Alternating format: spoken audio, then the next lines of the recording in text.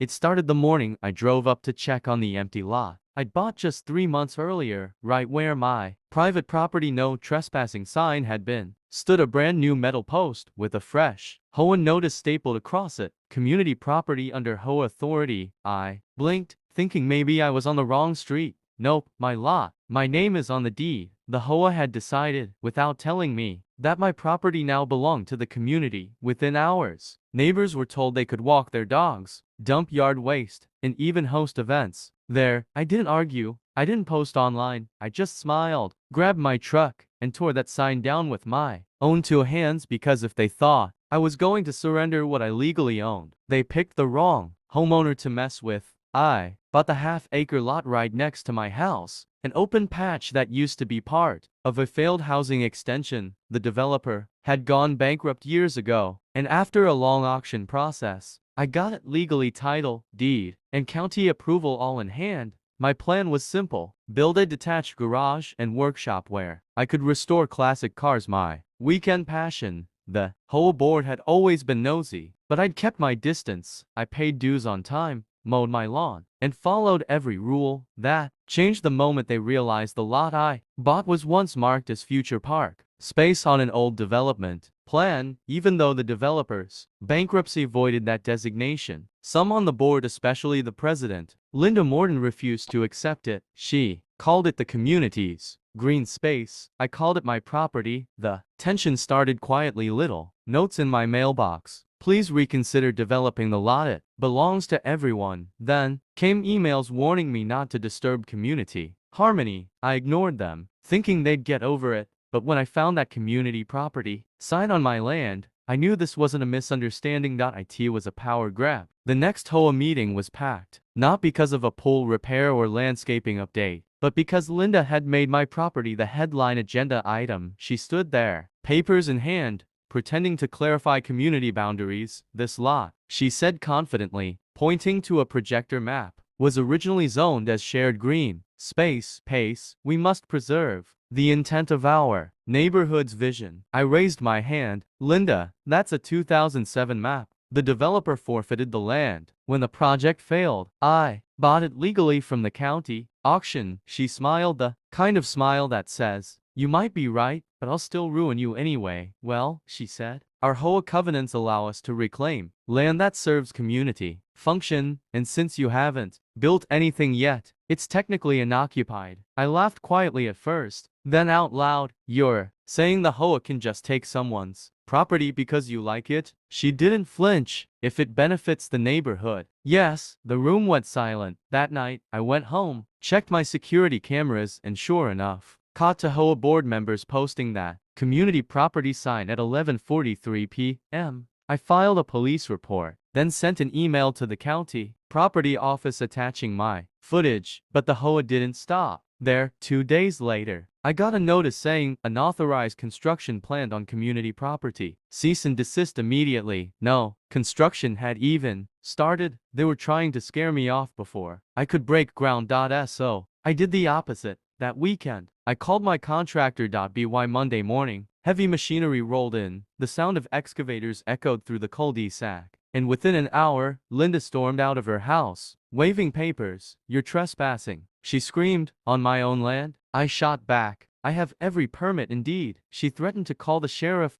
So I handed her my county deed, notarized, stamped, and signed by the registrar. "You can call whoever you want," I said. "Just make sure they bring coffee. This will take all day." That evening, HOA emails flew through the neighborhood. They called me a bully, accused me of destroying green space, and even hinted they'd sue me on behalf of the community. But neighbors started asking questions, especially when I posted the camera footage of them planting that fake sign. Suddenly, the HOA's narrative cracked. People began realizing this wasn't about double quotes community double quotes. It was about control. Linda had a history of manipulating rules, forcing people to repaint fences, fining them for small weeds, and even banning one family from putting up a basketball hoop. My act of defiance had hit her where it hurt. Authority. By the end of the week, I had concrete poured, walls framed, and the workshop taking shape. But the HOA wasn't done. They filed an emergency injunction with the county claiming I was illegally occupying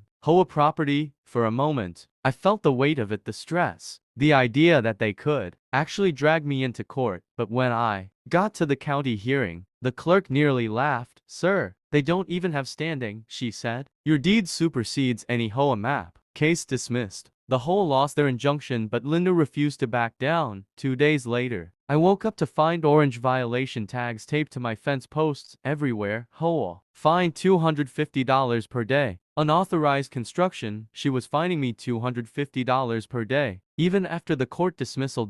So, I went one step further. I recorded everything. I filmed every HOA member who trespassed, every paper they posted, and every conversation. Then I sent it all along with the dismissed injunction to my county attorney, my local news outlet, and the state property board. The local reporter called it a modern-day HOA land grab. Within 48 hours, the story aired. Drone shots of my property, clips of the fake community property sign, and a statement from the county confirming the land was never under HOA authority. The broadcast hit the community like a bomb. Neighbors who'd stayed quiet started emailing me, thanking me for standing up. Turns out, several of them had been fined for petty things like decorative lighting or garden modifications. My fight had become everyone's fight. At the next HOA meeting, I walked in, camera in hand, reporters outside. Linda tried to start the meeting with her usual confidence, but when I stood up and read the county's public statement out loud, lot number 19 is legally owned by Mr. Jensen and is not,